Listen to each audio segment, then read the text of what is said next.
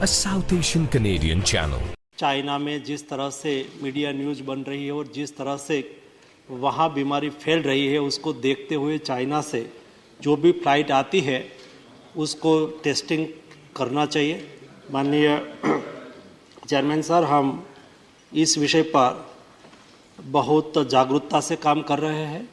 नहीं केवल चाइना से हिंदुस्तान में डायरेक्ट फ्लाइट तो आज के दिन में नहीं आती है, लेकिन वाया होके आती है।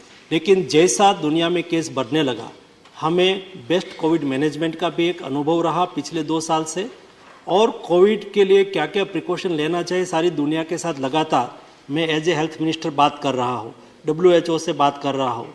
तो उससे पता चलता है कि कौन सी दिशा में आगे बढ़ रहा है कोविड क्राइसिस। उसको देखते हुए जो भी प्रिकॉशन लेने की आवश्यकता है वो लेना हमने ऑलरेडी चालू कर दिया है। आज प्राइमरी स्टेज पर कोई भी यहाँ पेशेंट, यहाँ ट्रैवलर आते हैं, नहीं केवल चाइना, कहाँ से भी आते हो, तो भी हम 2% रैंडम सैम्पलिंग करना चालू ऑलरेडी कर दिया है, और आने वाले दिनों में उसको धीरे धीरे आगे बढ़ा के आवश्यकता के अनुसार कंपलसरी करना पड़े तो भी कंपलसरी करेंगे।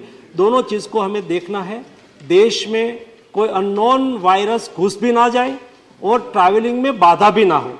दोनों चीज़ों को देखते हुए हम उस दिशा में काम कर रहे हैं ताकि देश में कोई नया वेरिएंट ना आ जाए।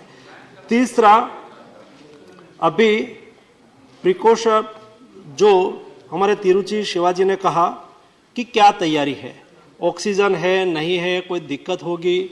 हमने आज से नहीं, कल तो विषय इसलिए उठा कि मेरी एक जिम्मेदारी बन गई कि सम्मानीय 3 सांसद ने राजस्थान से मुझे पत्र लिखा और उन्होंने मुझे कहा कि राजस्थान में जो यहाँ भारत जोड़ो यात्रा पास हुई और कई लोग ये यात्रा में शामिल हुए, शामिल होने के बाद वो पॉजिटिव पाए गए। सम्मानीय मुख्यमंत्री हिमाचल भी पॉजिटिव पाए गए यात्रा में भाग लेने के बाद। तो मुझे कहा कि उसके लिए प्रिकॉशन लेना चाहिए, आपको उसके लिए कुछ न कुछ करना चाहिए। तो मेरी ये जिम्मेवारी थी कि मैं राज्य के मुख्यमंत्री को लिखूं और यात्रा जो कर रहे हैं ऐसे उसके कन्वीनर को भी लिखूं कि उसके ऊपर प्रिकॉशन, उसके ऊपर जरा कोविड प्रोटोकॉल का पालन करें। मैं बात में पॉलिटिक्स में नहीं जाना चाहता हूँ, लेकिन एज ए हेल्थ मिनिस्टर मेरा दायित्व है कि देश में कोविड ना फैले और उसके लिए मैं जागरूकता से काम करने की कोशिश की।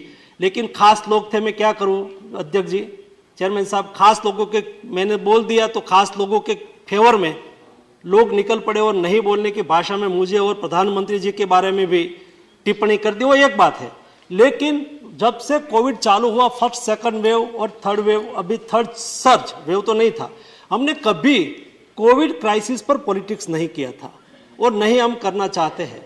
आज देश में हर हॉस्पिटल में, जो बड़ी हॉस्पिटल है वहाँ PSA ऑक्सीजन प्लांट लगाया है।